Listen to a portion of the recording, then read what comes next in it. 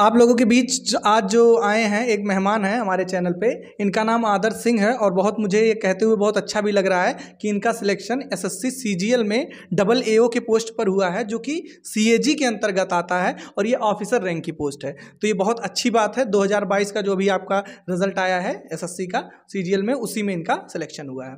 तो चलिए इनसे जानने की कोशिश करते हैं कि इन्होंने अपनी पढ़ाई स्ट्रेटजी क्या थी, कितने घंटे पढ़ते थे और क्या इनका ये पहला सिलेक्शन है और मतलब इनका 11th कब हुआ, 12th, सारी चीज़ें हम लोग जानेंगे। बस आप पूरी वीडियो को ध्यान से देखिएगा और अगर अच्छा लगे तो शेयर भी जरूर करिएगा। तो चलिए अब इनसे जानने की कोशिश करते हैं कि इन्होंने अपनी पढ़ाई कैसे स्टार्ट की, या क्या शुरू से बहुत अच्छे स्टूडेंट थे या कैसे थे इनकी पोजीशन, जानने की कोशिश करते हैं। चलिए बताइए। सर देखिए, शुरू से ऐसा था कि शुरू से तो मैं एवरेज स्टूडेंट था। 10th, हाँ मतलब 11th 12th या फिर 10th में गई है, शुरू से ही मैं एवरेज था। इनफैक्ट ग्रेजुएशन तक जाते जाते मैं बिलो एवरेज भी जाने लगा था। ऐसा बिलो एवरेज कि मतलब जानिए कि कुछ मतलब कंडीशन थोड़ी सी बेकार होने लगी। थोड़ी सर बहुत बेकार हो गई, इतनी बेकार हो गई कि मतलब किसी की सबकी उम्मीदें ही खत्म हो गई। सिंगल चाइल्ड होने के नाते, मतलब अकेला लड़का हूँ, तो माँ बाप या किसी की भी हो तो उम्मीद यही रहती है कि लड़का अच्छा करेगा, इसीलिए पढ़ाते हैं। लेकिन अच्छा, रीजन क्या था? मतलब ये जो रीजन सर कुछ संगति थी, कुछ मेरी भी आदतें थी, सब चीज़ें हाँ गड़बड़ होती चली गई। फिर जब तक मतलब जैसे जैसे ग्रेजुएशन कंप्लीट हुआ तैसे फिर मैं सोचा कि अब तो चलो ठीक है, पढ़ाई तो कंप्लीट हो गई, अब आगे क्या करना है।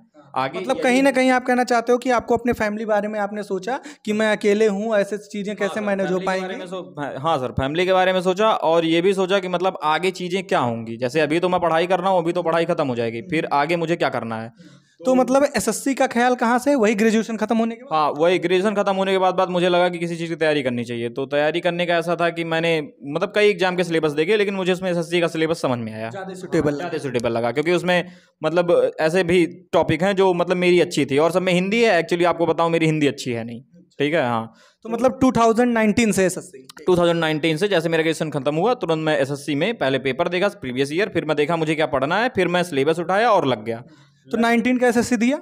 हाँ, 19 का दिया सर। 19 में ऐसा था कि मेरे फाइनल मेरिट थी, फाइनल मेरिट में 15 नंबर से मेरे रह गए कुछ। मतलब प्री भी निकला, मेंस भी निकला, मेंस भी निकला, फाइनल सिलेक्शन। हाँ, डिस्क्रिप्टिव होता था पहले। अभी तो मतलब 2022 से सिलेबस ही चेंज कर दिए हैं, लेकिन पहले डिस्क्रिप्टिव भी होता था, तो उसमें मेरा रह गया था। अच्छा, फिर 20 की बात करें 2020 में ऐसा था कि 2020 मेरा पहला सिलेक्शन था और उसमें मुझे सीएजी में ऑडिटर की पोस्ट लगी थी।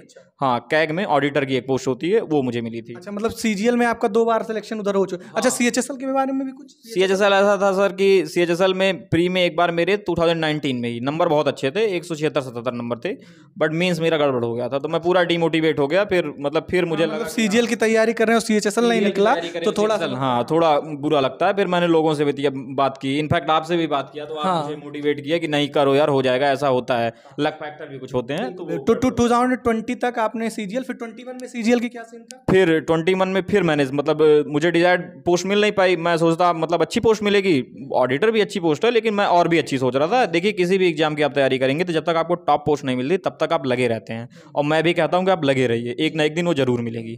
तो फिर मैं 2021 में दिया। 21 से भी मेरे मतलब बहुत अच्छे नंबर तो नहीं थे, उसमें भी मुझे ऑडिटर की पोस्ट मिली, लेकिन डिफेंस मिनिस्ट्री में मिली। मतलब केवल डिपार्टमेंट अलग? हाँ, डिपार्टमेंट को अलग था, मतलब मिली वही पोस्ट। फिर मैंने फिर लगा, फिर ये 2022 का जो आया, काफी वैकेंसी भी थी इसमें। हाँ, 2022 में लगा। 2022 में वैकेंसी भी अच्छी थी, नया पैटर्न भी था, कभी काफ़ी डिसाइडिंग फैक्टर भी था, लेकिन सब मतलब जानिए हो गया अब।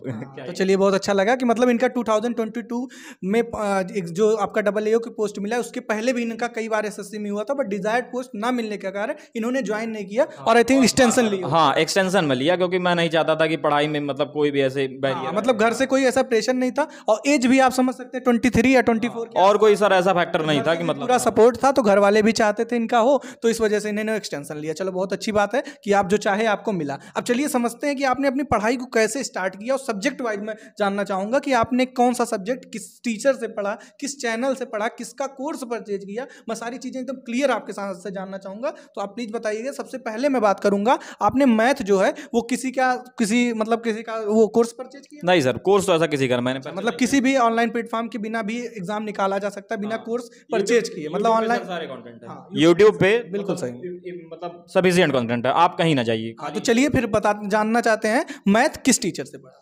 सर मैथ का ऐसा था कि मैथ में जितने पॉपुलर टीचर हैं, मैं मतलब सबको, मतलब सबसे मैं कुछ ना कुछ, कोई ना कोई टॉपिक किसी की अच्छी है, किसी मतलब किसी की मुझे समझ में आती है।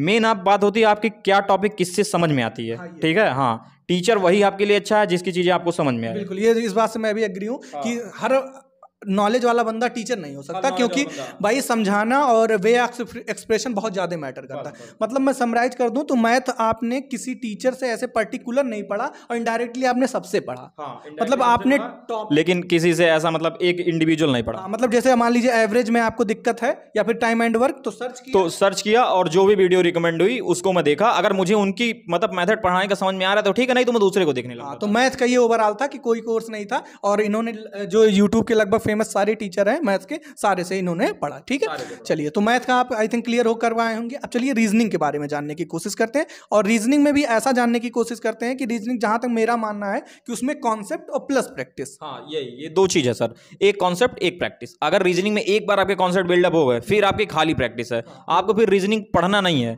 फिर आपको खाली प्रैक्टिस करिए, करते रहिए, प्रैक्टिस करिए, करते रहिए, कॉन्सेप्ट रिवाइज कर लीजिए कभी कभी, लेकिन ये है कि आपको फिर गड़बड़। हाँ, ये बात से मैं भी पूरी तरह एग्री हूँ। इस बार आप मतलब जब भी कॉन्सेप्ट पढ़िए तो मतलब बहुत अच्छे से पढ़िए और बहुत अच्छा कॉन्सेप्ट पढ़िए, कभी गड़बड़ कॉन्सेप्ट मत पढ़िए। तो कॉन्सेप्ट के लिए आपने कौन सा चैनल प्रेफर किया या कोई कोर्स? सर कॉन्सेप्ट के लिए ऐसा था कि मैं स्टार्टिंग में तो आपसे मतलब सीखता रहा, क्योंकि रीजनिंग में मेरे पास और कोई ऑप्शन नहीं मिलता था। रीजनिंग के मतलब वो भी अवेलेबल है, कंटेंट यूट्यूब पे भी कम है थोड़ा।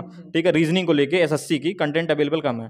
तो स्टार्टिंग में तो सर मैं आपसे देखा, आपसे मतलब मैं ऑनलाइन भी देखा, ऑफलाइन भी देखा।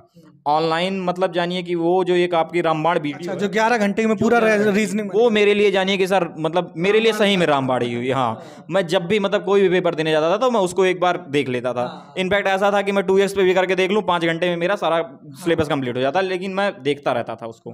ठीक है, और ऑफलाइन में बहुत सी चीजें मैं आपसे ऑफलाइन भी सीखा, क्योंकि कुछ चीजें ऑनलाइन नहीं बता पाता आदमी। हाँ, बिल्कुल। तो मतलब रीजनिंग के लिए आप कॉन्सेप्ट के लिए 11 का, हाँ, कॉन्सेप्ट के लिए 11 और की रामबाण वीडियो, वो आप देखिए। बिगनर है आपका, जानिए खाली वो वीडियो आप देख के आप अभी आज ही मानिए आप वो वीडियो एक हफ्ते में खत्म करके आप पेपर उठाइए, आपके 17 से 18 क्वेश्चन हो जाएंगे, डेफिनेटली हो जाएंगे। हाँ, मतलब कॉन्सेप्ट आप देख लीजिए, फिर अपना प्रैक्टिस। अगर आप उस कंडीशन में है कि आपको कॉन्सेप्ट पता है तो इस वीडियो को देखने की कोई जरूरत नहीं है। तो आप चुपचाप प्रैक्टिस करिए। अच्छा, यहीं पर जब बात आई है प्रैक्टिस की, तो ऑनलाइन टेस्ट सीरीज कोई? ऑनलाइन टेस्ट सीरीज ऐसा है सर कि कोई ऐसा नहीं है, मतलब जानिए कि टेक्स्ट बुक हो गई, कोई भी ऐसा प्लेटफॉर्म नहीं जिसकी टेस्ट सीरीज नहीं लगाई हो। मतलब सारे ही कर सकते हैं। हाँ, सारी की लगाइए, मतलब मिक्स लगाइए। लेकिन जो सबसे बेस्ट है वो आप पहले प्रीवियस ईयर पेपर लगाइए। जितनी एसएससी कंडक्ट कराया है, एसएससी सीजीएल हो, सीएचएसएल हो, किसी की भी हो, सबसे पहला सोर्स आपका वही होना चाहिए, फिर आप जाइए। ओके, मतलब लगभग सारी जितने भी पॉपुलर हैं तो उन्होंने, जैसे ओलिव की भी आई थिंक आती है, ओलिव की भी आती है, हर चीज की। हाँ, मतलब सारा इन्होंने लगाया है। पहले आप एसएससी के पेपर लगाइए जो आयोग बनाया है, ठीक है, फिर आप उसको लगाने के बाद कहीं और जाइए।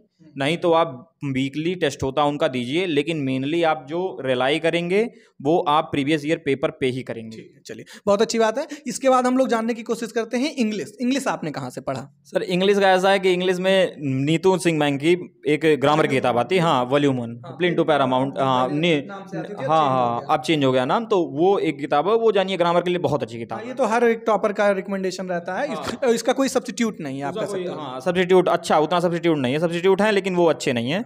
तो इसमें आप पढ़ेंगे तो आपका ग्रामर एक बार पोर्शन पूरा कंप्लीट हो जाएगा। मतलब कॉन्सेप्ट आप कह लो जो यहाँ से, फिर प्रैक्टिस के लिए एमबी की किताब आती है, जैसे पब्लिकेशन। हाँ, मैं जब शुरू किया था तो उसमें वो भी एक प्रीवियस ईयर पेपर ही है। अगर आपको प्रीवियस ईयर पेपर मिल रहा है तो आप चाहे किरण लीजिए, चाहे एमबी लीजिए, चाहे जो लीजिए, लेकिन इतना जानिए कि मतलब आपको प्रीवियस ईयर पे ही फोकस करना है। कोई भी आप कहीं से भी पढ़िए, कोई भी सब्जेक्ट हो, खाली आपको प्रीवियस ईयर पेपर। बहुत अच्छी बात है। फिर हम लोग आते हैं जीएस पे, जो कि बहुत डिसाइडिंग फैक्टर था। आपकी बार तो मेंस में भी ऐड हो गया था जीएस। तो आप बताइएगा जरा जीएस के लिए। जीएस को मैं 2 सेक्शन में तोड़ देता हूं, एक करंट अफेयर और एक स्टैटिक के पार्ट में। इसी तरह, क्योंकि जीएस एसएससी का जहां तक मुझे पता है बहुत इरेगुलर है, मतलब कोई फिक्स आप नहीं कह सकते कि इसको पढ़ लो इससे हो जाए। तो चलिए, पहले मैं जीएस जानना चाहूंगा, स्टैटिक आपने कहां से पढ़ा? सर स्टैटिक ऐसा था कि स्टैटिक में पहले तो मैंने एक बार लूसेंट पूरी क्लियर की, क्योंकि मुझे हाँ पता चलना चाहिए कि जीएस में जैसे किसका कार्यकाल था या फिर क्या चीजें हैं। एक बार जैसे कोई भी लड़का हो उसके लिए जीएस ऐसे जरूरी हो जाती है कि कॉन्सेप्ट उसको थोड़ा पता रहे कि चीजें क्या है। फिर उसके बाद कुछ चीजें होती है, रिटेन करने में दिक्कत होती है। आप जीएस पढ़ जाएंगे लेकिन आपको मतलब रिटेन करना थोड़ा सा कठिन करना, हाँ भूल जाता है। तो उसमें जो भी पोर्शन है उसके लिए आप या तो ट्रिक बनाइए या फिर सर की कुछ ऐसी वीडियोज हैं कुछ जो चार, मुझे लगता है जीके जीएस ट्रिक जो मैं स्टार्टिंग में पढ़ाना शुरू किया था तो मैं लगभग 40-45 वीडियो बनाया था। हाँ तो सर मैं तब से मतलब यानी उसको मैं ऑफलाइन आपके नोट से भी देखा और जो आप वीडियो बनाए मैं वहां से भी देखा। अच्छा, मतलब ट्रिक आप रिकमेंड करना चाहेंगे कि जिनको भूल जाती हैं चीजें? हाँ वो ट्रिक मतलब जानिए इनफैक्ट कि आप कोई भी इनफैक्ट पीसीएस के पेपर में मैं गया और मुझे इनके ही मतलब बनाए हुए ट्रिक से 2-3 क्वेश्चन आराम से। अच्छा, वो देवप्रयाग वाला आया था, भागीरथी और अलकनंदा। हाँ, जबकि वो मुझे तुरंत याद आया, तुरंत मैं मार दिया। हाँ तो ये सब चीजें देखिए, जैसे आप आईएएस पीसीएस कर रहे हैं तब तो भाई आपको डीप नॉलेज होनी चाहिए, बट वनडे एग्जाम के लिए कोई खास डीप नॉलेज की जरूरत नहीं है। आप चुपचाप आप एक बार रीड करिए। हाँ थोड़ा सा आप रीड किए, थोड़ा सा आपको बैकग्राउंड पता है, फिर आपको ट्रिक है जितना आप रिटेन कर पा रहे हैं उतना ही रिटेन करिए, वो आपके लिए सफिशिएंट है। चलिए बहुत अच्छी बात है। फिर हम जानना चाहेंगे आप करंट अफेयर कहाँ से देखें? सर करंट अफेयर का ऐसा था कि करंट अफेयर की मंथली एक अड्डा की मैगजीन, मतलब अड्डा की एक पीडीएफ आती है, अड्डा 247 की, उसकी पीडीएफ आती है। मैं हर मंथ की उसी की पढ़ता था। आप अगर जो भी एग्जाम टारगेट कर रहे हैं उसके 6 मंथ की आप पीडीएफ ले लीजिए, उसको देखिए। मैंने देखा, मुझे मतलब हेल्पफुल लगा। बाकी मतलब आप देखिए, आपको अगर लगता है। हाँ मतलब इन्होंने करंट अफेयर अड्डा की 247 की जो हाँ जो मंथली मैगजीन आती है वहां से किया। चलिए परसेंट डिपेंड करता है सर, बहुत लोग बहुत जगह पढ़ते हैं। हाँ हाँ कोई दिक्कत नहीं है। तो जितनी बातें आप लोग बताई गई हैं एकदम ऑथेंटिकेट बातें हैं, इसमें कुछ भी ऐसा नहीं है कि मैंने पहले से डिसाइड किया था। जो है वो इन्होंने बताया और वो सच्चाई है। ये आप आज पूछे या इनसे कभी भी कहीं भी पूछिए, यही बात बताई जाएगी। बहुत अच्छा लगा कि आपने आकर अपना इतना समय दिया और सारी चीज़ों को जो ट्रूथ थी मतलब एकदम सही थी वो आपने बताया। ये चीज़ जानकर मुझे बहुत अच्छी लगी। अब मैं लास्ट में आपसे कुछ रैपिड फायर क्वेश्चन करूंगा, उसको आपको तुरंत जवाब देना है, ठीक है? सबसे पहले मैं जानना चाहूंगा कि आपका नेक्स्ट एग्जाम कौन सा टारगेट है? सर नेक्स्ट लोक सेवा आयोग को देखना चाह रहा हूँ। अच्छा, यूपीएससी को देना चाहिए। चलिए, हर किसी की यही जॉब होती है, मतलब ड्रीम जॉब कह सकते हैं आप। अच्छा, नेक्स्ट क्वेश्चन, कोई गर्लफ्रेंड? हाँ सर। ओ चलिए बहुत अच्छी बात है। तो आप समझ सकते हैं कि जो मतलब जिनकी गर्लफ्रेंड होती है उनसे भी ऑफिसर रैंक की पोस्ट निकलती है, ऐसा नहीं कहा जा सकता, ठीक है? बहुत अच्छी बात है। और शादी कब तक कर रहे हैं? सर शादी का तो अभी अनसर्टेन है। अच्छा, अभी अनसर्टेन है, घर की जिम्मेदारियां भी हैं, उन सबको फॉलो करने के बाद ही। हाँ चलिए बहुत अच्छी बात है। और लास्ट में एक चीज़ और मैं पूछना चाहूँगा कि कोई आपकी हॉबीज़? सर हॉबीज तो अभी तो मतलब जानिए चेस खेल लेता हूँ, बाकी हॉबीज तो सर बहुत है। मतलब हॉबीज के नाते तो देखिए इतनी गड़बड़ी हो गई थी स्टार्टिंग में। हाँ मतलब हॉबीज का मतलब काफी बुरी संगत मिल जाने की वजह से। संगत मिल जाना कभी कोई। फिर भी कोई गेम जो सर चेस खेलते हैं। चेस मतलब आपको अगर अच्छा लगता है तो आप खेलें, काफी अच्छी चीज है। मुझे भी काफी इंटरेस्ट है, कभी मौका मिला तो साथ में खेला जाएगा, ठीक है?